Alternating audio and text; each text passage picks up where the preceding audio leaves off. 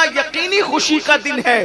لوگوں کو پتا نہیں مرنے کے بعد کیا ملتا ہے، لیکن ہمارا یقین ہے جب ہم مرتے ہیں تو قبر میں مصطفیٰ جان رحمت تشریف لاتے ہیں اور ہمیں ان کا دیدار نصیب ہوتا ہے. نہ کوئی ہٹانے والا ہوتا ہے، نہ کوئی دور کرنے والا ہوتا ہے، نہ کوئی مخل ہونے والا ہوتا ہے، نہ کوئی شور کرنے والا ہوتا ہے. اللہ اکبر. اسی لیے میں اکثر سنیوں کو کہتا ہوں، سنیوں اپنا مقدر کتنا بڑا ہے کہ مدینے جانے میں جتنی خوشی ہوتی ہے اس سے زیادہ ہمیں مر جانے میں خوشی ہوتی ہے. اس لیے کہ مدینے جاؤ تو گنبد نظر آتا ہے، مر جاؤ تو گنبد والا نظر آتا ہے. نعرہ تکبیر، نعرہ رسالت. آج پھولے نہ سمائیں گے کفن میں آسی، واہ واہ واہ. آج پھولے نہ سمائیں گے کفن میں آسی. قبر کی شب کس گل سے ملاقات کی رات، اور قبر میں لہرائیں گے تا حشر چشمے نور کے. قبر میں لہرائیں گے تا حشر چشمے نور کے. جلوہ فرما ہوگی جب طلعت رسول اللہ کی. میرے پیارے آقا صلی اللہ علیہ وآلہ وسلم کے پیارے دیوانوں، میری قوم کے جوانوں، عرس کی محفل ہے. میرے بعد آپ کو ہمارے بھائی حافظ و قاری محمد علی فیضی صاحب سے ان کا کلام بھی سننا ہے. مجھے شوق ہے نعت سننے کا، کیونکہ یہ میرے مسلک کی پہچان ہے، یہ میرے مذہب کی پہچان ہے، یہ میرے مسلک کا ترہ امتیاز ہے.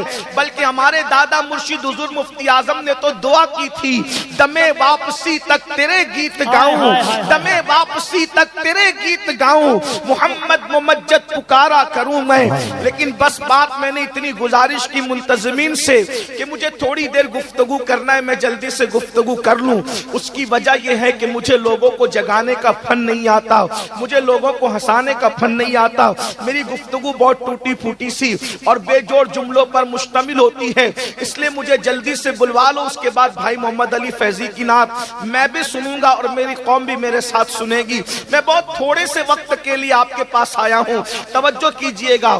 آج عرس کی محفل ہے، ہزاروں عاشقان رسول موجود ہیں، اور اس وقت ہمیں یہ طے کرنا ہے ہماری قوم کے جوانوں کی ذمہ داری کیا ہے، ہمارے قوم کی جوانوں کی ذمہ داری کیا ہے. اس لیے کہ یاد رکھنا، جوان بڑا قیمتی سرمایہ ہے کسی قوم کے لیے. جوان بہت اہمیتوں کا حامل ہے کسی قوم کے لیے، اس لیے کہ وہ جوان ہی ہوتے ہیں جب جوان سمر جاتے ہیں، جوان اپنے مقصد کو سمجھ جاتے ہیں. سوا جوان جو ہے اپنے مقصد کی تکمیل پر جب آگے آنے کی کوشش کرتے ہیں تو سماج میں انقلاب آتا ہے، سماج میں تبدیلی آتی ہے، سماج اللہ اکبر عروج کی طرف جاتا ہے، ترقی کی طرف جاتا ہے، تمدن کی طرف جاتا ہے، بلندی کی طرف جاتا ہے. جس قوم کے جوان سمر جایا کرتے ہیں اس قوم میں انقلاب آتا ہے. میری قوم کے جوانوں، اپنے آپ کو پہچاننے کی کوشش کرو، اپنے مقام کو پہچاننے کی کوشش کرو، اپنی ذمہ داریوں کا احساس کرنے کی کوشش کرو. تم کون ہو؟ تمہیں پتا ہے تم کون ہو؟ اللہ اکبر. جانتے ہیں جب جوان اپنی ذمہ داری کا احساس کر لیتا ہے، میرے جملے پہ غور کرنا، علماء کی معلومات میں اضافہ تو نہیں کروں گا لیکن اس لیے ان کی توجہ چاہتا ہوں. اگر میں صحیح کہہ رہا ہوں تو یہ مجھے دعا دیں گے، میری تائید کریں گے، اور اگر غلط کہہ رہا ہوں تو میری اصلاح کریں گے. میری قوم کے جوانوں، آپ کیا سمجھتے ہو جوانی کو؟ اللہ کے رسول صادق و مصدوق مصطفیٰ جان رحمت صلی اللہ علیہ وآلہ وسلم فرماتے ہیں، جو جوان حرام کاری سے بچ کر اللہ کا فرما بردار بن جاتا ہے تو بعض فرشتے اس کے پیچھے ہو جاتے ہیں اور وہ بعض فرشتوں سے افضل ہو جاتا ہے. معصوم فرشتوں سے، بعض معصوم فرشتوں سے، فرشتے تو سب ہی معصوم ہیں، ان بعض عوام فرشتوں سے اس جوان کا مرتبہ بلند ہو جاتا ہے جو جوان حرام کام کرنا چھوڑ دیتا ہے. مسلمان جوان، تو فرشتے سے بہتر بن سکتا ہے، تو فرشتے سے آگے نکل سکتا ہے. کب؟ جب تو اپنی ذمہ داری کا احساس کرے، جب تو حرام کام چھوڑ دے. اور اگر تو یہ نہیں کرتا، اگر تو حرام میں ڈوبا رہے گا، تو حرام کے اندر مبتلا رہے گا، اللہ کی نافرمانی کرتا رہے گا، تو پھر کتے تجھ تجھ سے بہتر ہوں گے اور تو کتوں سے بدتر ہو جائے گا، خنزیر تجھ سے، سور تجھ سے بہتر ہوگا، اس اعتبار سے تو سور سے بدتر ہو جائے گا، اس اعتبار سے کہ سور تو سور ہے مگر اس نے حرام کام نہیں کیے، اس نے اللہ کی نافرمانی نہیں کی، اس نے اللہ کو ناراض نہیں کیا۔ اب بتا مسلمان جوان، تو فرشتے سے بہتر بننا چاہتا ہے یا جانوروں سے بدتر بننا چاہتا ہے، یا کتے اور سور سے بدتر بننا چاہتا ہے، یا تو معصوم فرشتوں سے بہتر بننا چاہتا ہے؟ اے میری قوم کے جوانوں، اللہ اکبر، یہ کھیل کود، یہ تماشا، یہ جرائم، یہ اللہ کے خوف سے دوری، یہ دین سے بیزاری، اس میں کب تک زندگی گزارو گے؟ آؤ اپنی ذمہ داری کا احساس کرو۔ جوانی کی شان قرآن بیان کرتا ہے، والتین والزیتون وطور سینین وہذا البلد الامین۔ ترجمہ کیا ہے؟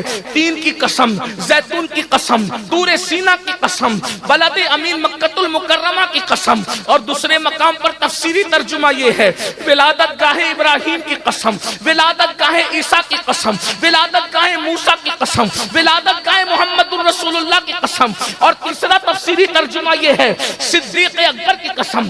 تین سے مراد صدیق اکبر ہے، زیتون سے مراد فاروق اعظم ہے، طور سینہ سے مراد عثمان غنی ہے، بلد امین سے مراد مولا علی ہے۔ اللہ اکبر، کیونکہ قرآن مقدس کی ایک ایک آیت کی 70 ہزار تفسیریں ہیں۔ اللہ اکبر، اندازہ فرمائیں اب یہ چار قسمیں اٹھائی جا رہی ہے۔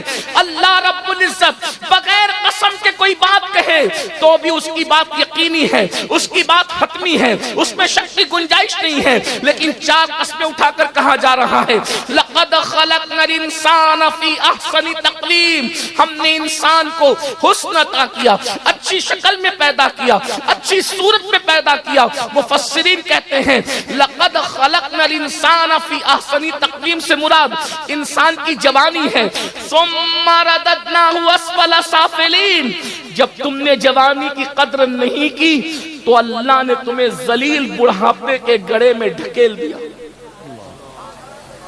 جوانی کیوں دی گئی؟ جوانی کی شروعات 16 سال سے ہوتی ہے اور 50 سال پر آتے آتے جوانی ختم ہو جاتی ہے۔ کیوں عطا کی گئی جوانی؟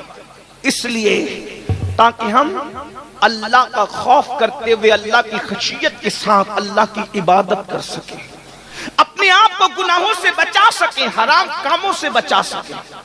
اللہ کے رسول صلی اللہ علیہ وآلہ وسلم نے جوانی کی بھی فضیلت بیان کی ہے اور جوانوں کی بھی فضیلت بیان کی ہے۔ اسلام میں بوڑھوں کو نظر انداز نہیں کیا گیا، لیکن جوان اور جوانوں کی فضیلت کی شان سے بیان کی گئی۔ سنیے اے میری قوم کے جوانوں، راتوں کو عیاشیوں میں گزارنے والے جوانوں، موبائل پر، یوٹیوب پر، فیس بک پر اپنے وقت کو ضائع کرنے والے جوانوں، اپنی اہمیت کو سمجھو۔ میرے آقا مصطفیٰ جان رحمت صلی اللہ علیہ وآلہ وسلم ارشاد فرماتے ہیں اپنے صحابہ سے، اے میرے صحابہ، جوانوں کی عزت کرو، عزت، کیونکہ جب میں نے نبوت کا اعلان مکے میں کیا تھا تو مکے کے بڈھوں نے مجھے جھٹلایا تھا، جنہوں نے میری تصدیق کی تھی وہ یہی نوجوان لوگ تھے۔ واہ واہ واہ واہ واہ واہ۔ دین کو سب سے پہلے جس نے قبول کیا وہ جوان لوگ تھے۔ کون جوان لوگ تھے؟ سنو، اللہ اکبر، وہ 32 سال کا جوان تھا جسے دنیا عمر ابن خطاب کہتی ہے۔ حضرت خالد ابن ولید ہو، ابو ذر غفاری ہو، حضرت سیدنا مقداد ہو، حضرت سیدنا بلال ہو، یہ سب کے سب جوان تھے۔ اور پھر اللہ کے رسول علیہ الصلوۃ والتسلیم کے صحابی سعد ابن ابی وقاص فرماتے ہیں ابھی میرے چہرے پہ داڑھی کے بال بھی نہیں نکلے تھے، میں صرف 16-17 سال کا تھا کہ احد کے میدان میں حضور کے اوپر آنے والے ہر تیر کو میں اپنے سینے پر لیا کرتا تھا اور حضور مجھے تیر اٹھا کر دیتے اور میں کمان میں رکھ کر کے تیر چلاتا جاتا۔ اس وقت حضور مجھ سے کہتے فدا قومی وابی یا سعد، اے سعد تجھ پر میرے ماں باپ قربان ہو جائیں، تیر چلاتا جا تیرا نشانہ کبھی خطا نہ کرے۔ کہتے اس وقت میری عمر صرف 16-17 سال کی تھی۔ میری قوم کے جوانوں مجھے بتاؤ، بدر کے فاتحین سب جوان تھے، احد کے فاتحین سب جوان تھے، خندق کے فاتحین سب جوان تھے، اور خیبر کا فاتح تو ایسا جوان تھا کہ اس کو کبھی بڑھاپے نے گھیرا ہی نہیں، کیونکہ مصطفیٰ جان رحمت نے فرمایا لا فتح الا علی، لا سیف الا ذوالفقار، علی کی طرح کوئی بہادر جوان نہیں ہے اور ذوالفقار کی طرح کوئی تلوار نہیں ہے۔ نعرہ تکبیر، نعرہ رسالت، عرص سید جوانی بہت قیمتی سرمایہ ہے، لیکن ہر دور میں جوانوں کی فکر کو اغوا کرنے کی کوشش کی جاتی ہے، ہر دور میں جوانوں کی سوچ کو اغوا کرنے کی کوشش کی جاتی ہے۔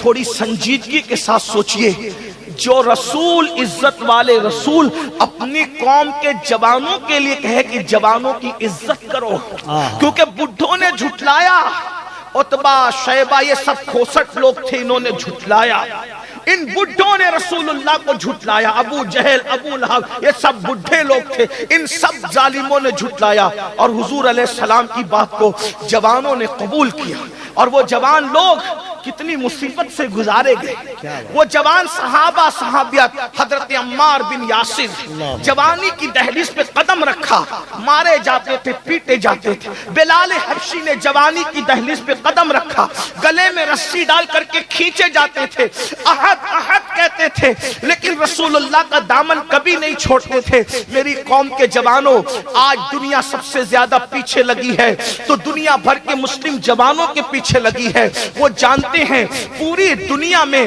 سب سے زیادہ جوان اگر کسی مذہب کے پاس ہے تو قوم مسلم کے پاس ہے، ہم سے زیادہ جوان کسی قوم کے پاس نہیں ہے۔ اور ایک بات میں آپ کو بتاؤں، دنیا کو پتا ہے جس دن ان جوانوں کو حسن مجتبی کی جوانی کا تقدس مل گیا، جس دن ان جوانوں کو حسین اعظم کی جوانی کا تقدس مل گیا، جس دن ان جوانوں کو خالد بن ولید کی جوانی کا تقدس مل گیا، جس دن ان جوانوں کو حضرت امام قاسم کی جوانی کا تقدس مل گیا، جس دن ان جوانوں کو امام علی اکبر کی جوانی کا تقدس مل گیا، جس دن ان جوانوں کو صلاح الدین ایوبی کی جوانی کا تقدس مل گیا، جس دن ان جوانوں کو طارق بن زیاد کی جوانی کا تقدس مل گیا، تو یاد رکھنا دنیا میں باطل کو قدم رکھنے کے لیے جگہ نہیں ملے گی۔ اس لیے منظم سازش کے تحت وہ ہمارے جوانوں کو امام حسین کی جوانی ملنے نہیں دینا چاہتے، امام حسن کی جوانی کے قریب جانے نہیں دینا چاہتے،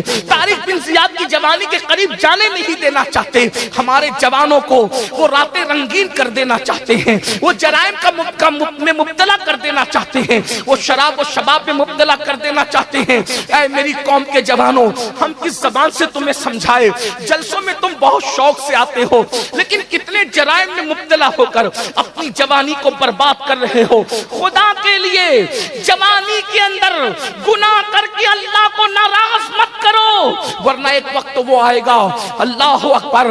سید الطائفہ حضرت سیدنا جنید بغدادی فرماتے ہیں، جب جوانی میں کوئی پاپ کرتا ہے، جوانی میں کوئی جرم کرتا ہے، جوانی میں کوئی اللہ کی نافرمانی کرتا ہے، تو اللہ رب العزت اس کو اتنا دردناک بڑھاپا دیتا ہے، اتنا ذلیل بڑھاپا دیتا ہے، اتنا رسوا کن بڑھاپا دیتا ہے کہ بڑھاپے میں انسان موت مانگتا ہے، موت، کمبل میں منہ چھپا چھپا کے روتا ہے مگر اس کو موت نہیں آتی۔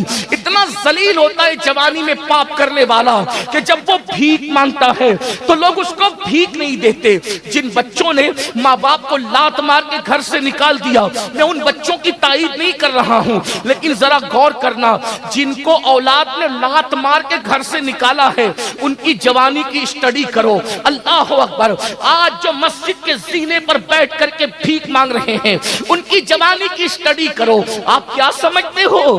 قدرت دور نہیں ہے، قدرت بہت قریب ہے، اور میرے اللہ کا اعلان ہے، ان بطش ربک لشدید، تیرے رب کی پکڑ بڑی سخت ہے۔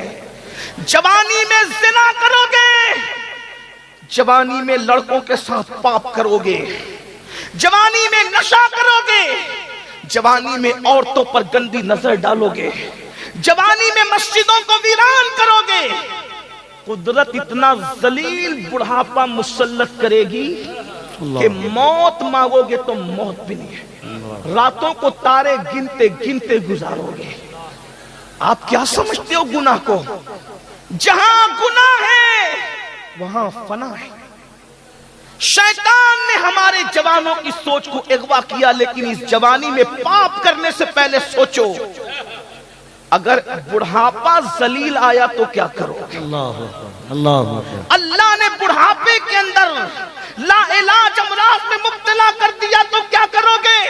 हजरत सैयदना इब्ने रजब हम्बली रहमतुल्लाहि ताला अलैह अपने रसाइल में लिखते हैं कि हजरत सैयदना इमाम अबू तैयब तबरी रहमतुल्लाहि ताला अलैह 100 साल की उम्र में भी 30 साल के जवानों की तरह बिल्कुल अल्लाह अकबर, अल्लाह सुभान अल्लाह। ये इब्ने रजब हम्बली कौन है? हुजूर गौसे पाक के मुरीदों के मुरीद हैं, गौसे पाक के देखने वालों को देखा है। अबू तैयब तबरी के बारे में कहते हैं 30 साल की तरह फिट थे, 100 साल की उम्र में भी। लोगों ने पूछा, ए अबू तैयब तबरी, आप 100 साल की उम्र में इतने फिट क्यों हैं? तो अबू तैयब तबरी फरमाते हैं, मैंने जवानी को गुनाह से बचाया। जुमले पे तवज्जो करें, फरमाते मैंने जवानी को गुनाहों से बचाया, अल्लाह ने मुझे बुढ़ापे में बीमारियों से बचा करके तबारक व तआला ने सेहत व कुव्वत अता फरमाया। सुभान अल्लाह, सुभान अल्लाह। हजरत ताउसुल उलमा सैयदुत ताइफा जुनैद बगदादी रदी अल्लाह ताला बगदाद के बाजार से गुजर रहे, एक बुढ़ा लोगों से भीख मांग रहा है, बुढ़ा भीख मांग रहा है, बगदाद वाले उसको भीख भी नहीं देते। किसी ने कहा, इमाम, बगदाद के लोग इतने बेमुरब्बत हो गए, इस कदर बगदाद के लोग बेमुरब्बत हो गए कि वो एक बुढ़े को भीख भी नहीं देते। हजरत जुनैद बगदादी ने फरमाया, बेटा जा करके इस बुढ़े की जिंदगी की तहकीक कर लो, जरूर इस बुढ़े ने जवानी में अल्लाह की नाफरमानी की होगी, तब अल्लाह ने इसको इतना जलील बुढ़ापा मुसल्लत किया कि आज इसको कोई भीख देने के लिए तैयार नहीं। मैंने पहले ही कहा था कि तवील गुफ्तगू नहीं करूंगा, बस मैं अपनी गुफ्तगू समेट रहा हूं, तवज्जो से सुन लो थोड़ी देर। मुझे पता है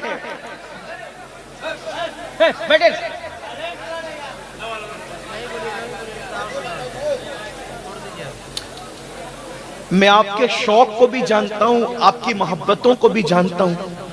आप ये जो शोर कर रहे हैं सिर्फ मुझे देखने के लिए कर रहे हैं, लेकिन एक बात आपसे कहता हूं, मेरा चेहरा इतना कीमती नहीं है जितना रसूलुल्लाह की हदीस की। क्या बात है, वाह वाह। मुझे इस पर बहुत अफसोस होता है, हम शख्सियत परस्ती में इतने डूब गए कि हम हुजूर की मोहब्बतों से कहीं कहीं दूर नजर आने लगे।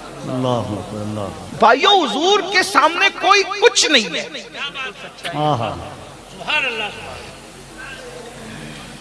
अगर आप हुजूर से ज्यादा किसी से मोहब्बत करते हैं तो आप मोमिन नहीं हैं,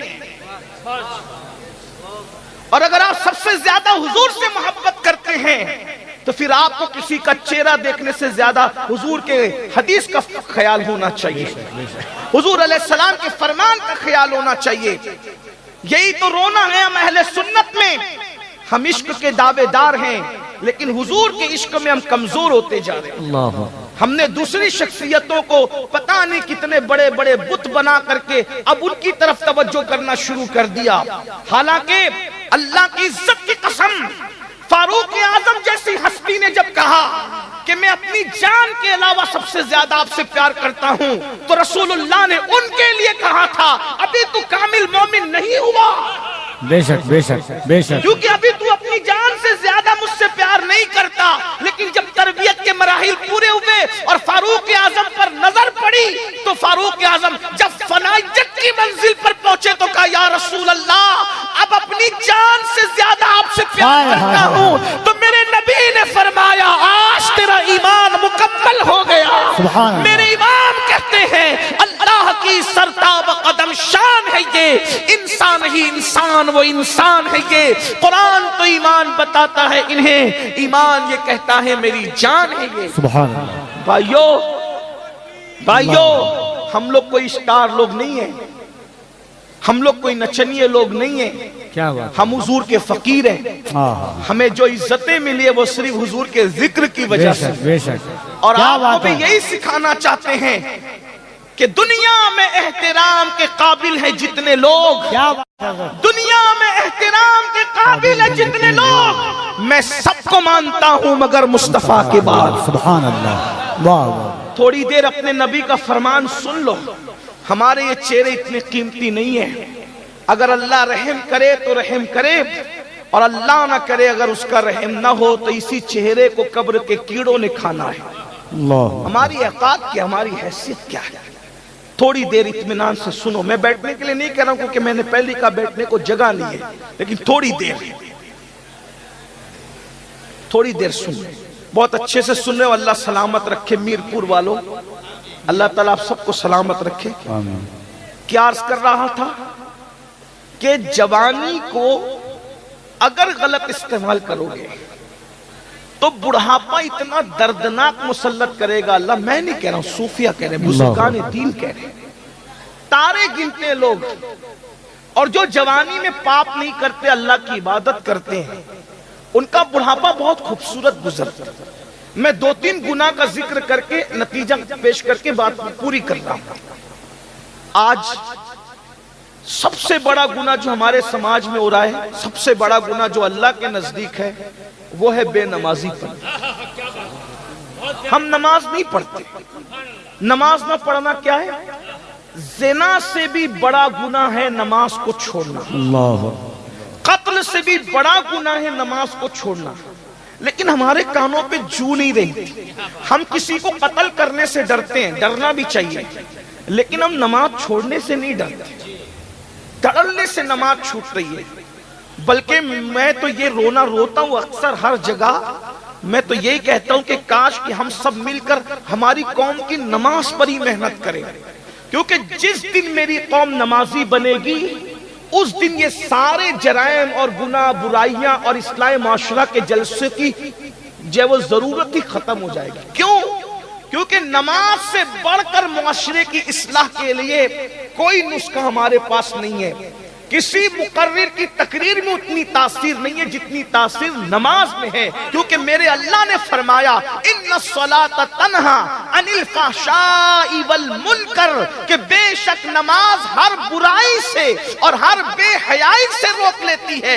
ایک جوان کے بارے میں صحابہ نے شکایت کی، یا رسول اللہ یہ جوان گناہ کرتا ہے، تو میرے سچے صادق و مصدوق نبی نے پوچھا کیا یہ جوان جس کے گناہ کی شکایت کر رہے ہو وہ نماز بھی پڑھتا ہے؟ تو صحابہ کرام نے عرض کیا یا رسول اللہ ہاں وہ نماز بھی پڑھتا ہے۔ تو آقا نے ارشاد فرمایا اگر یہ نماز پڑھتا ہے تو ایک دن اس کی نماز اس کو برائی سے روک لے گی۔ چند ہی دن گزرے تھے کہ اس نے نماز کی برکت سے اس کے گناہ چھوٹ گئے۔ میرے آقا صلی اللہ علیہ وآلہ وسلم کے دیوانوں، تو میں عرض یہ کر رہا تھا جلدی جلدی 2-3 ہی گناہ پڑھنا ہے مجھے، لیکن دل کے کانوں سے سن لو، اپنی آخرت سنوار لو، ورنہ بڑھاپا بڑا دردناک ہوگا۔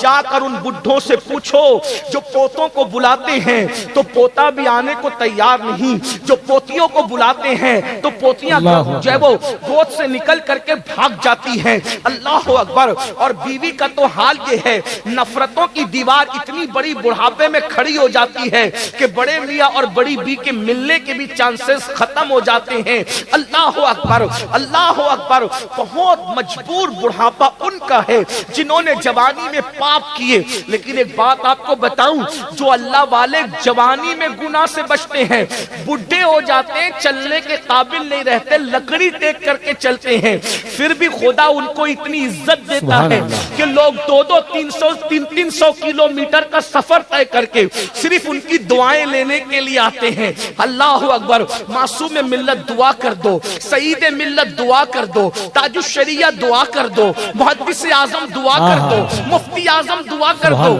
آپ غور تو فرمائیں، آخر ان بوڑھوں کی عزت کیوں ہے؟ میں بوڑھا کہہ کے انہیں ذلیل نہیں کر رہا ہوں، استغفر اللہ، اللہ میری نیت کو جانتا ہے، لیکن بڑھاپے میں اللہ اکبر ہم نے دیکھا تاج الشریعہ رحمت اللہ تعالی علیہ آنکھوں کی بینائی کمزور ہونے کے باوجود بھی مقرروں کو سننے کے لیے اتنے جمع نہیں ہوتے تھے جتنا اس مرد قلندر کی زیارت کے لیے جمع ہوتے تھے۔ پتا چلا تقوی والے کا بڑھاپا جوانے والوں کی جوانی کی بارات سے بھی زیادہ قیمتی ہوا کرتا ہے۔ نعرہ تکبیر، کوئی رسول اللہ کا وفادار تو بن کے دیکھے، کوئی متقی تو بن کے دیکھے، کوئی پرہیزگار تو بن کے دیکھے، اللہ تمہیں بھی وہ عزت عطا فرمائے گا۔ لیکن آج سب سے پہلی بات ترک صلاۃ، اس کی کوئی اہمیت۔ میں نے تو دیکھا کہ بعض لوگ نماز کا مذاق اڑاتے ہیں۔ اللہ کے سچے رسول صادق و مصدوق صلی اللہ علیہ وآلہ وسلم فرماتے ہیں، الا لا دین لا صلاۃ، او کما قال علیہ الصلاۃ والتسلیم، اس کا دین نہیں ہے جس کی نماز نہیں ہے۔ اور نماز چھوڑنے کا گناہ امام غزالی رحمت اللہ علیہ کیمیائے سعادت میں نقل کرتے ہیں، ایک عورت آئی، بہنیں بھی موجود ہیں، مردوں سے زیادہ کمزوری نماز کے معاملے میں عورتوں کی ہے۔ عورتیں تو نماز پڑھتی نہیں، سیریل، فلمیں، یہ وہ، اناف شناف، استغفر اللہ، العیاذ باللہ۔ نماز کی اہمیت گئی، ختم ہو، بلکہ اب تو جتنی جلسوں کی اہمیت ہے اتنی اہمیت بھی نماز کی نہیں۔ آپ برا نہیں مانے تو اتنا ضرور کہوں گا، آتے ہیں تو عشاء پڑھے بغیر آتے ہیں، جاتے تو فجر سے پہلے ہی سو جاتے ہیں۔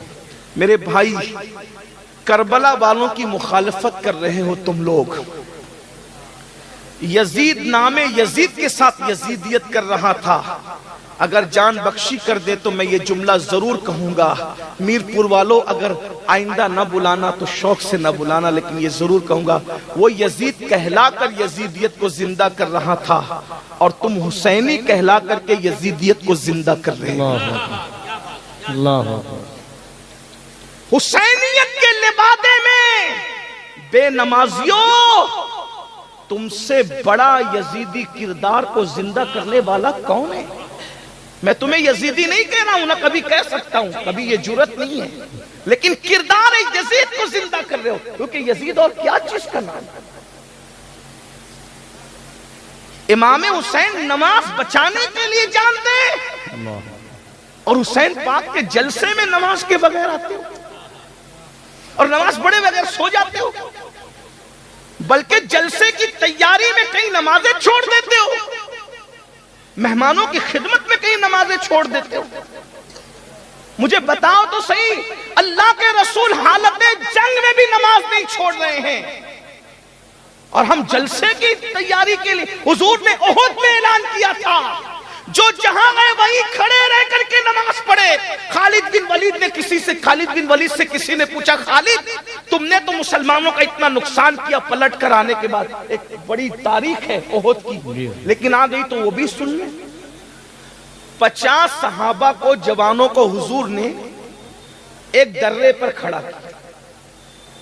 اس درے پر جب وہ کھڑے ہوئے، اس چھوٹی سی پہاڑی کا نام ہے جبل روما۔ غور سنیے گا، یہ جو رونا رو رہے ہو نا، فلسطین اور چچینیا اور بوسنیا اور کشمیر اور یہ اور وہ جو رونا رو رہے ہو نا، اس کا علاج پیش کریں۔ میری عادت میں کوشش کرتا ہوں کہ مرض کا رونا رونے کی بجائے علاج پر بات زیادہ کیا کی بات جائے، ہے، واہ ہے نا؟ واہ واہ۔ کیونکہ درد بھری باتوں سے مسائل کا حل نہیں۔ یہ رافضیوں کا طریقہ ہے سینہ پیٹنا کہ قتل کیوں ہوا، قتل کیوں ہوا، وہ ابھی تک پیٹی رہے، یہ حال ہے۔ ہم لوگ پیٹنے والے نہیں ہیں، ہم لوگ کہتے ہیں کہ شہادت جو بھی ہے وہ ہم لوگوں کے لیے ایک تحریک ہے، ایک انقلابی لاہ عمل ہے۔ تو رونا بہت زیادہ نہیں رویا کرو، علاج ڈھونڈو۔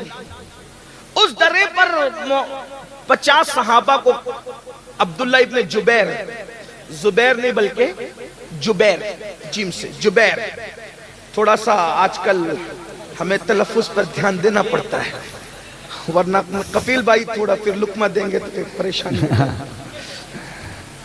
الحمدللہ ہم غوث پاک کے غلام، سبحان اللہ. 12 اور ہم تو کوئی فن لے کر بھی نہیں ہیں، ہم کوئی فنکار بھی نہیں، غوث پاک کے فقیر ہیں اور بس وہی دستگیر ہیں. یا غوث سبحان تیرے اللہ. ہاتھ کے نیچے مرشد، یہاں بھی لاج آپ کیا وہاں بھی لاج. بے شک. بہرحال عبداللہ ابن جبیر، عبداللہ ابن جبیر کو 50 صحابہ دے کر کے کہا کہ اگر حضور کے فرمان سن، اگر ہم کٹ رہے ہوں تو بھی تم نے نیچے نہیں آنا، اور اگر ہم جنگ جیت چکے ہوں تو بھی تم نیچے نہیں آنا. وہ کھڑے ہو گئے اور احد میں صحابہ نے وہ جوان مردی دکھائی کہ چند منٹ کے اندر وہ نامردوں کو بھاگتے بنی جو آئے تھے مصطفیٰ جان رحمت کو ختم کرنے کے لیے. جنہوں نے اسلام کیا ان کے لیے یہ جملہ نہیں ہے، جو مر گئے ان کے لیے. وہ ایسی نامردی دکھائی کہ بھاگے وہ، اور جب بھاگے تو جو 50 صحابہ تھے انہوں نے اکثر نے اجتہاد کیا. کیا اجتہاد یہ کیا کہ جنگ ختم ہو گئی، چلو نیچے.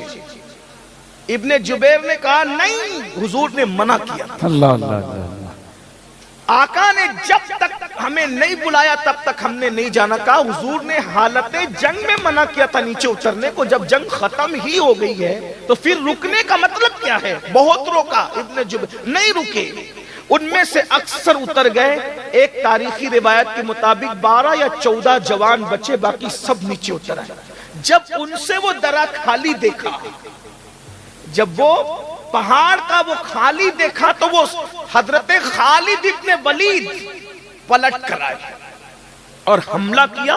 اور مسلمانوں کے جو قدم اکھڑے ہیں پھر اسی کے بعد حضرت امیر حمزہ کی شہادت، حضرت سیدنا اللہ اکبر مصعب ابن عمیر کی شہادت، عبداللہ ابن جہش کی شہادت، حضرت شماس کی شہادت. حضرت شماس وہ صحابی اللہ اکبر کہ حضور پر وہ آس پاس گھوم کر تیر اپنے سینے پہ لیتے تھے. 70 صحابہ. حضرت حنظلہ کی شہادت، غسیل الملائکہ حضرت سیدنا حنظلہ رضی اللہ تبارک و تعالی کی شہادت. اور پھر یہ کیوں ہوا؟ یہ کیوں 70 جانے گئی؟ 70 کیوں؟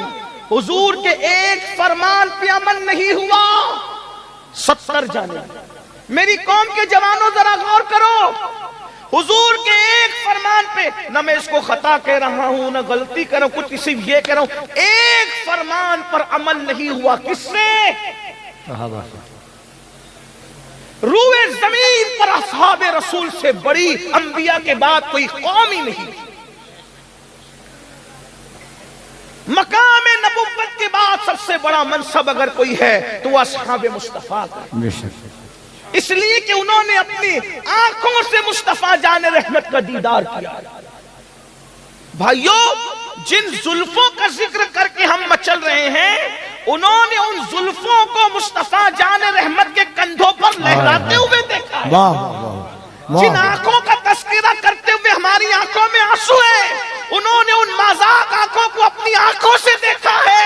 جس چہرے بددہا پر ہم قربان ہونے کی بات کرتے ہیں، اس رخ بددہا کو انہوں نے بار بار دیکھا ہے. اللہ اکبر. کیا وہ آنکھیں بھی میرے امام کہتے ہیں خدا ان کو کس پیار سے دیکھتا ہے جو آنکھیں ہیں محو لقائے محمد. اللہ اکبر. کیا شان والے وہ تھے، لیکن اس کے باوجود بھی. اور پھر بڑی بات بتاؤں، جن کے گھوڑوں کی ٹاپ سے لگنے والی دھول کی قسم قدرت اٹھائے، والعادیات ضبحًا فالموریات قدحًا. ارے جن کے گھوڑوں کی ٹاپوں کی قسم، بلکہ گھوڑوں کی ٹاپوں سے لگنے والی دھول کی قسم قدرت اٹھاتی ہے. جن کے گھوڑوں کی دھول کی یہ شان ہے، ان کے خود کے وجود کی شان کا عالم کیا ہے؟ یہ صحابہ کرام. لیکن ایک بات پر عمل نہیں ہوا. 70 جانے گئی. 50 سے زیادہ عورتیں بیوہ ہوئی. توجہ کرنا. ایک بات پر حضور کے عمل نہیں ہوتا ہے. توجہ ہے آپ کی, بہت اچھے سے سن رہے ہو, بات بہت نازک مقام پر آ گئی, شاید اسی پہ بات پوری کر دوں, لیکن توجہ, ایک بات پر حضور کے عمل نہیں ہوا. 70 جانیں گئی, 50 سے زیادہ عورتیں بیوہ ہوئی, 100 سے زائد بچے یتیم ہوئے, اتنے گھر اجڑے. اگر حضور علیہ السلام کی ایک بات پر عمل دور رسالت میں نہ ہو تو 70 جانے جاتی ہے, 50 سے زائد بچے, 50 سے زائد عورتیں بیوہ ہوتی ہے, کم و بیش 100 سے زائد بچے اور بچیاں یتیم ہوتے ہیں. اتنے گھروں کے اندر جو ہے اداسی چھا جاتی ہے. میری قوم کے جوانوں, اب اپنی تباہی کا رونا رونے والوں, اپنی بربادی کا رونا رونے والوں, اگر صحابہ کرام ایک بات پر عمل نہ کرے اپنے اجتہاد کی بنیاد پر تو اتنا نقصان ہوتا ہے. اللہ اکبر. یہ قوم جو فرائض کو ترک کرے, فرائض کو چھوڑے, اپنی مرضی کے مطابق زندگی گزارے, پھر کتنی جانے جائے گی. اگر فلسطین میں اٹھنے والے جنازوں سے محبت ہے تو اپنا کردار بھی تو دیکھو. اگر تم زنا کے اڈوں کو آباد کرتے رہو گے تو کیا یہ جنازے نہ اٹھیں گے؟ آپ سے پوچھتا ہوں, بظاہر عمل کس نے نہیں کیا تھا؟ جنہوں نے عمل نہیں کیا تھا ان کی جانیں تو اکثر کی محفوظ رہی, لیکن دوسرے بزرگ شہید ہوئے نا. تو کہیں ایسا تو نہیں اگر فلسطین میں میرے کسی بھائی کا جنازہ اٹھ رہا ہے تو وہ میرے کسی جوان کے زنا کی نحوست تو نہیں ہے, تاش کے پتوں کی نحوست تو نہیں ہے, مسجدوں کو ویران کرنے کی نحوست تو نہیں ہے. اللہ اکبر. اگر نوجوان عورتیں پوری دنیا کے اندر بیوہ ہو رہی ہے تو کہیں وہ ہمارے جرائم کی نحوست تو نہیں ہے. اتنا تمہیں قوم کا درد ہے کہ آنے والی ویڈیوز کو شیئر کر کے تم لوگ بہت زیادہ سبکدوش ہونے کی کوشش کرتے ہو ذمہ داریوں سے. کبھی سوچا کہیں میرے گناہ میری قوم کی تباہی کا سبب تو نہیں بن رہے ہیں؟ اللہ اکبر. رب کو کیا منہ دکھاؤ گے؟ تمہیں بات جو کہنے چلا تھا, خالد ابن ولید سے کسی نے پوچھا, اے خالد سیف اللہ, تم لوگوں نے تو احد میں مسلمانوں کا بہت بڑا نقصان کیا تھا, حضرت امیر حمزہ جیسی ہستی کا سینہ چیرا گیا تھا, کلیجہ نکالا گیا تھا, اور کچا چبانے والوں نے امیر حمزہ کا کلیجہ کچا چبایا تھا. انگلیاں کاٹنے والوں نے انگلیاں کاٹ کر کے گلے میں پہنا تھا, کان اور ہونٹ کاٹنے والوں نے کان, ہونٹ اور ناک کاٹ کر کے اپنے گلے میں پہنے. کتنی قربانیاں دی گئی جب یہ دین ہم تک پہنچا. آج اس دن کی اہمیت نہیں, جلسوں سے دین نہیں پہنچا. یہ جلسے تو کسی کی جیب خالی کر کے کسی کی جیب بھر رہے ہیں. دین پھیلانے والے تو دین پھیلاتے پھیلاتے مالدار سے غریب ہو گئے. تمہیں کیا پتا؟ بہت جانے گئی ہے میرے بھائی, بہت عورتوں کا سہاگ لٹا ہے, بہت عورتوں کا سہاگ, بہت بچے بیوہ ہوئے ہیں, بہت گھروں میں چراغ بجھے تب دین کا چراغ روشن ہوا ہے. ارے خود اوروں کا گھر تو جانے دو, خود اللہ کے رسول کا جو گھر تھا اس کا کیا حال تھا؟ جس دن رسول اللہ نے نکاح کیا تھا سیدہ خدیجۃ الکبریٰ کے ساتھ, اس دن خدیجہ اتنی مالدار تھی کہ ملکہ تجار کہلاتی. بہنوں کی توجہ, بہت تکلیف, بہت مصیبتیں, بہت قربانیاں اس دین کے پیچھے.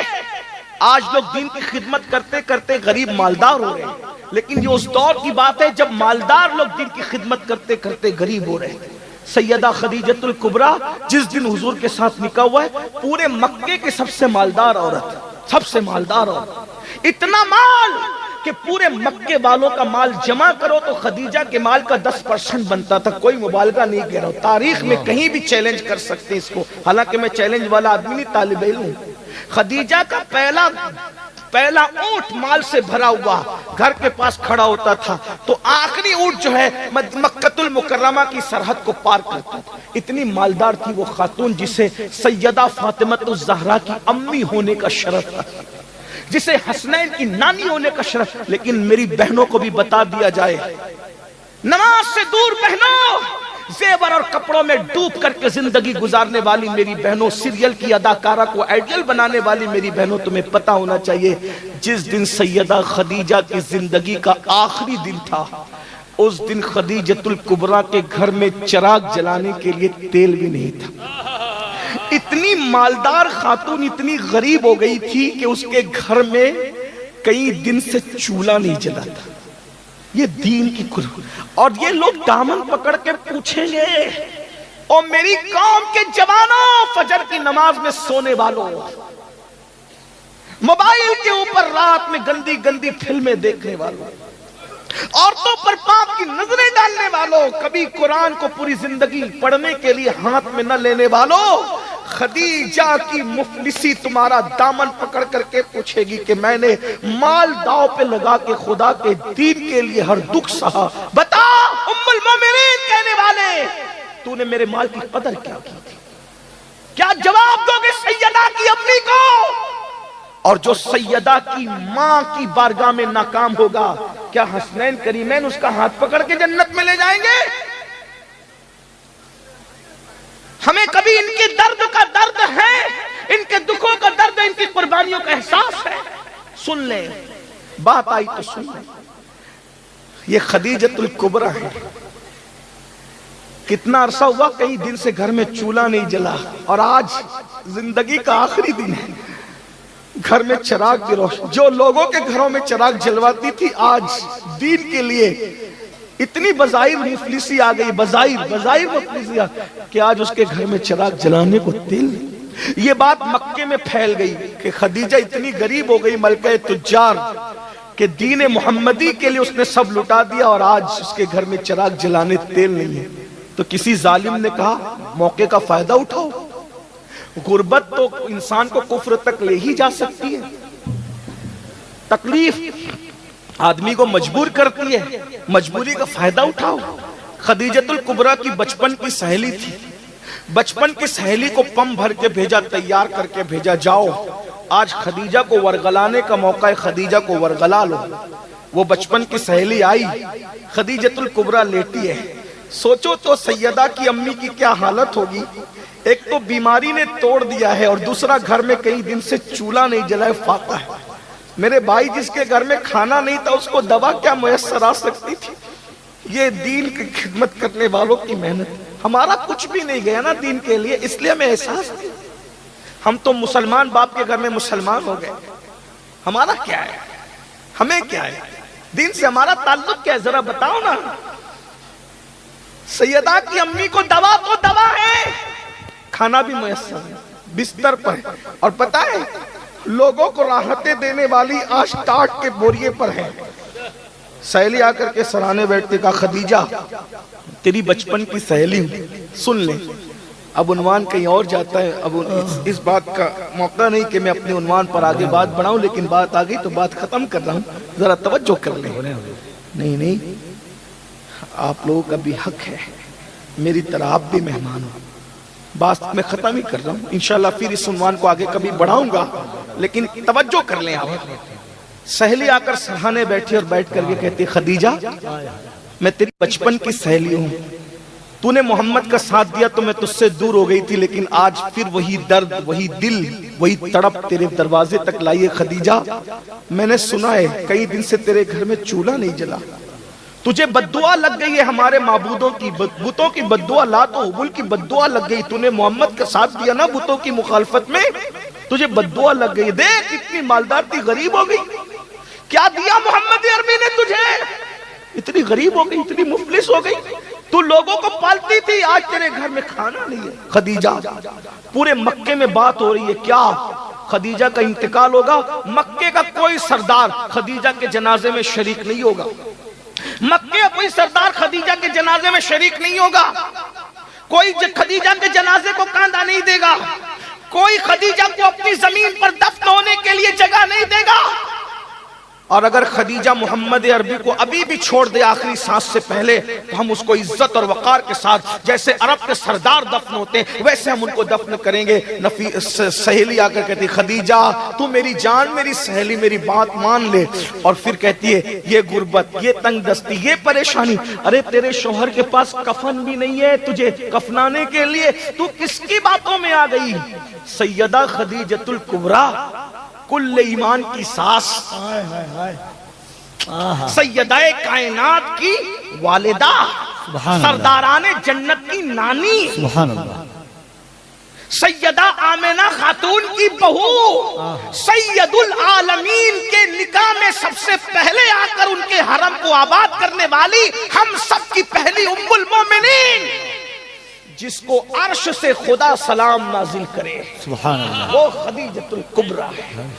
تمہارے نزدیک تو کپڑے اور زیور سبھی ہے نا، لیکن یہاں مرتبہ تو دیکھو، ہے کائنات کی کوئی ایسی عورت جس کے لیے عرش سے سلام آتا ہے؟ اگر وہ ہے تو وہ سیدہ کی امی ہے، سیدہ خدیجۃ الکبریٰ۔ جب سہیلی کی بات سنی، طاقت نہیں تھی اٹھنے کی، مگر پوری قوت ایمانی نے پھر سہارا دیا، اٹھ کے بیٹھ گئی اور سہیلی کی آنکھوں میں آنکھیں ڈال کے کہا، کیا بک رہی ہو؟ لات و حبل کی بددعا مجھے لگے گی؟ ارے جو اپنے ناک پر بیٹھی ہوئی مکھی کو نہ ہٹا سکے ان کی بددعا مجھے کیا لگے گی؟ جو بولنا نہ جانتے ان کی بددعا، اور تو کہتی ہے کہ محمد عربی نے کیا دیا؟ ارے مجھے اتنا بڑا بنا دیا کہ محمد عربی کا خدا مجھے آسمان سے سلام بھیجتا ہے۔ اس سے بڑا مرتبہ کسی عورت کا ہو تو بتاؤ۔ کائنات کی ام المومنین بنا دیا مجھے۔ ارے 2 مرتبہ بیوہ ہونے والی کو جس نے ام المومنین کائنات کے لیے بنایا، اس سے بڑا مرتبہ کیا چاہیے؟ اور سن میری سہیلی، تو کہہ رہی ہے کہ میں نے نادانی اور بے خبری میں محمد کا کلمہ پڑھا، شوہر کی محبت میں پڑھا، میں نے ہمدردی میں پڑھا، میں نے مربت میں پڑھا۔ سن لے، جملہ غور کرے خدیجۃ الکبریٰ کا، عقل و خرد نے کروڑوں مرتبہ میرے طلبوں کو بوسہ دیا تھا، تب کہیں جا کر میں نے محمد الرسول اللہ، اور تو کہتی میں چھوڑ دوں؟ اور سن، جا کر ان مکے کے گنڈوں سے کہہ دینا وہ مجھے کاندھا نہیں دیں گے، مجھے ان کے کاندھوں کی ضرورت بھی نہیں ہے، مجھے آخری نبی کا کاندھا کافی ہے۔ اور اگر وہ مجھے کاندھا نہیں دیں گے تو فرشتے آئیں گے کاندھا دینے کے لیے، کیونکہ میرا شوہر مخدوم ملائکہ ہے۔ ملائکہ جس کے خدام ہے، میرے شوہر کی شان یہ ہے، مجھے فرشتے کاندھا دینے کے لیے آئیں گے۔ اور اگر مکے کی زمین میں مجھے دفن نہیں کرنے دیا گیا تو مجھے زمین غیرت میں دفن کیا جائے گا۔ میری سہیلی، تو مجھے کیا ورغلانے آئی ہے؟ یہ بات ہو رہی تھی، اتنے میں حضور آ گئے۔ سہیلی کے ساتھ تنہائی میں یہ بات، اتنے میں حضور آ گئے۔ آقا نے سیدہ خدیجہ کے سر پہ ہاتھ رکھا اور ہاتھ رکھ کے پوچھا، خدیجہ کیسی ہو؟ خدیجہ ہے نام میں ان کے اتنا اثر، جی اٹھتے ہیں مردے بھی سن کر، وہ حال اگر خود ہی پوچھیں بیمار کا عالم کیا ہو۔ سیدہ خدیجہ کے سر پہ ہاتھ رکھ کے پوچھا، خدیجہ کیسی ہو؟ قربانی دیکھو دین کے لیے، قربانی دین کے لیے، قربانی، یہ دین ایسے نہیں پھیلا، قربانی۔ سیدہ خدیجہ نے کہا، آقا مجھے تو اللہ کو سونپ دے، اللہ کے بھروسے مجھے چھوڑ دے، میری خیریت آپ مت پوچھیے، جتنی دیر تک آپ مجھ سے باتیں کریں گے اتنا دیر جا کر آپ اللہ کے دین کو ٹائم اور وقت دیجئے، جتنا وقت میرے ساتھ باتوں میں گزرے گا اگر اتنا ٹائم آپ نے لوگوں کو سمجھانے میں دیا تو پتہ نہیں اتنے وقت میں کتنے کافروں کو آپ مسلمان بنا کر جہنم سے نکال کے جنت میں داخل کر۔ مجھے چھوڑ دی، مجھے آپ وقت نہ دیں، مجھے اللہ کے بھروسے کر دیں، میں اللہ کے بھروسے ہوں، آپ جائیے اللہ کے دین کا کام کی۔ یہ ہے دین کی خدمت، یہ ہے محنت رسول اللہ کے گھر والوں، حضور کی اصحاب کی، حضور کی ازواج کی، حضور کی آل کی، یہ محنت ہے، اس محنت سے دین پھیلا۔ جب حضور نکل کے چلے گئے تو جو سہیلی تھی نا خدیجہ کا ہاتھ پکڑے کہتے، خدیجہ مجھے مسلمان کر دینا، مجھے کلمہ پڑھا کے اسلام میں داخل کر لیں۔ سیدہ خدیجہ نے کہا، ارے تو مجھے کافر بنانے آئی تھی، تو کیسے مسلمان ہو رہی ہے؟ اس کی آنکھوں میں آنسو تھے۔ جو مذہب اپنے ماننے والوں کو اتنا یقین عطا کرتا ہو وہ مذہب کبھی جھوٹا نہیں ہو سکتا، وہ مذہب سچا مذہب ہے، اس لیے میں بھی کلمہ پڑھ کے مسلمان ہو رہی ہوں۔ یہ محنت، یہ محنت۔ تو بات جو کر رہا تھا خالد بن ولید سے، کسی نے کہا، خالد تم لوگوں نے بڑا نقصان کیا ہمارا احد میں، پھر تم احد کے فوراً بعد مدینے آ کے مسلمان کیسے ہو گئے؟ تو خالد بن ولید کہتے ہیں، میں نے احد میں ایک منظر دیکھا، جب نماز کا وقت آیا تو رسول اللہ کی طرف سے اعلان ہوا، جو جہاں ہے وہیں نماز پڑھو۔ تو ہر مسلمان وہیں کھڑے ہو کے نماز پڑھ رہا تھا۔ ہم نے سوچا مسلمان کے ہاتھ بند گئے نماز میں، اب ان کو قتل کرنا آسان ہے، لیکن ہم نے دیکھا جیسے کوئی تلوار اس نمازی پہ اٹھاتا، اس تلوار کے اٹھنے سے پہلے غیبی تلوار آتی اور اس کو کاٹنے والے کو کاٹ دیتی۔ نمازی پر حملہ نہیں ہو سکا. ہم سمجھ گئے یہ مذہب باطل نہیں ہے، حق ہے، اور خالد کلمہ پڑھ کے مسلمان ہو گئے. تو جو میں بات لے کر چلا تھا کیمیائے سعادت کی، اس کو سن لے، پوری ہوتی ہے بات. امام غزالی لکھتے ہیں ایک عورت تھی موسیٰ علیہ السلام کے پاس آئی، کہنے لگی اے موسیٰ میرے لیے دعا کر دے، اللہ مجھے بخش دے، میری مغفرت کر دے. موسیٰ علیہ السلام نے کہا تو نے گناہ کیا کیا؟ اس نے کہا گناہ بہت بڑا ہوا، اس کو چھوڑ دیں لیکن آپ دعا کر دیں. کہا پہلے بتا تو گناہ کیا ہوا؟ اس نے کہا میں نے زنا کروایا، منہ کالا کیا، اور زنا کی وجہ سے پھر مجھے بچہ پیدا ہوا تو میں نے بچے کو قتل بھی کیا. ایک تو زنا کیا اور زنا کے بعد بچے کو قتل بھی کیا. موسیٰ علیہ السلام پہ اللہ کا خوف طاری ہوا کہ تو جلدی یہاں سے نکل، تیری وجہ سے عذاب نہ آ جائے. وہ عورت چلی گئی. حضرت جبریل علیہ السلام آئے، اللہ کا سلام پیش کیا، کہا اے موسیٰ آپ نے اس عورت کو کیوں نکال دیا؟ تو حضرت موسیٰ علیہ السلام نے کہا جبریل اس نے کتنا بڑا جرم کیا، کتنا بڑا پاپ کیا، اس سے بڑا پاپی کوئی ہو سکتا ہے؟ جبریل علیہ السلام کا ہاں اے اللہ کے کلیم، اس سے بڑے پاپی بھی ہے جن کو اللہ اس سے بڑا عذاب دے گا. کہا وہ کون ہے؟ کہا جو جان بوجھ کے نماز چھوڑ دیتا ہے وہی زانیہ اور قاتلہ عورت سے بھی بدترین ہے، اور اس کو جو عذاب دیا جاتا اس سے بڑھ کے عذاب ان کو دیا جائے گا جو ایک وقت کی نماز جان بوجھ کر چھوڑیں گے. جو ایک وقت کی نماز جان بوجھ کر چھوڑ دے، قتل اور زنا سے بڑھ کر ان کو عذاب ملے گا. تو جو پانچوں وقت نماز نہیں پڑھتے، فجر میں مسجد نہیں جاتے، ظہر میں نہیں جاتے، گھوم رہے ہیں، اپنی مرضی سے چل رہے ہیں، میرے بھائیوں مرنا ہے، ایمان پہ مرنا چاہتے ہو، ایمان سلامت لے جانا چاہتے ہو، نماز کی پابندی کرو، نمازیں پڑھو، گناہ چھوڑو.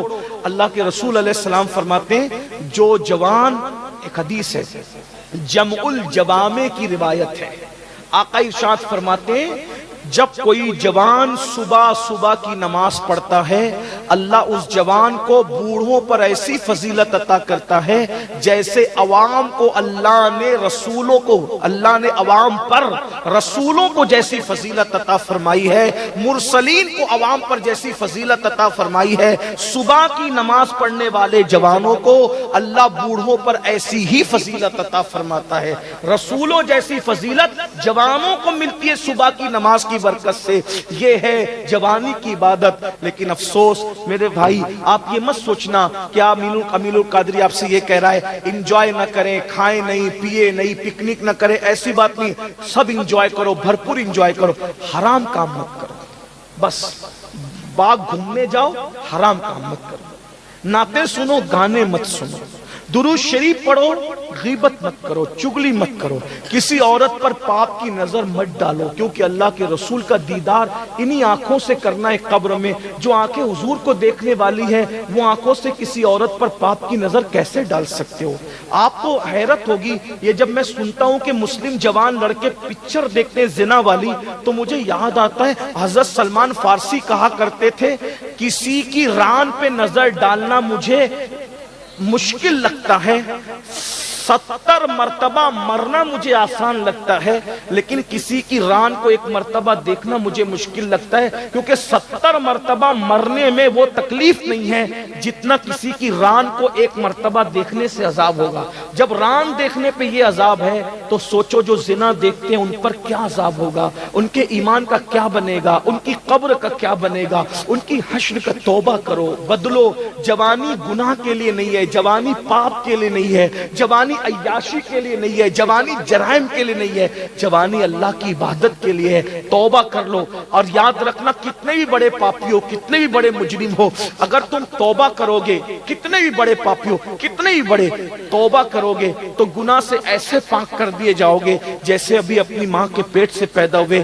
کل سے ایک نئی زندگی کا آغاز کرو، کل سے نہیں بلکہ ابھی سے ایک نئی زندگی کا آغاز کرو. یہ طے کرو کہ کچھ بھی ہو جائے، خوشی ہو یا غمی ہو، موت ہو یا شادی ہو، برات ہو یا میت ہو، میں نے نماز نہیں چھوڑنا. سنی سے العقیدہ امام کی ابتدا میں مجھے نماز پڑھنی ہے. اسی طرح جتنے گناہ ہیں مجھے ان گناہوں سے بچنا ہے. پھر دیکھنا زندگی کا کیسے لطف آتا ہے. آج آپ لوگ کہتے ہو مولانا سب کچھ ہے مگر سکون نہیں ہے. کیوں نہیں ہے؟ سب کچھ ہے، سکون نہیں ہے کیونکہ گناہ کرتے ہو اور گناہ سے سکون ختم ہوتا ہے، بربادی ہے، تباہی ہے. اس لیے آئیے اللہ کو منائیے، اللہ کو راضی کیجئے. رجب کا مہینہ شروع ہو چکا ہے، آدھا گزر رہا ہے، اس کے بعد شعبان کا مہینہ ہوگا، اس کے بعد رمضان المبارک کا برکت والا، رحمت والا اور موسم بہار والا، نیکیوں والا مہینہ آئے گا۔ روزوں کا اہتمام کیجئے، جوانی کو حرام کام سے بچ کے گزاریے، آپ کا بڑھاپا بادشاہوں سے بھی زیادہ خوبصورت ہوگا انشاءاللہ۔ اللہ تعالیٰ ہم سب کو توفیق بخشے۔ گفتگو کے درمیان اگر کوئی غلطی ہو تو اللہ تعالیٰ معاف کر دے۔ استغفر اللہ ربی من کل ذنب واتوب الیہ۔ آپ کو جانا نہیں ہے کیونکہ ابھی محفل جاری رہے گی۔ السلام علیکم ورحمۃ اللہ وبرکاتہ۔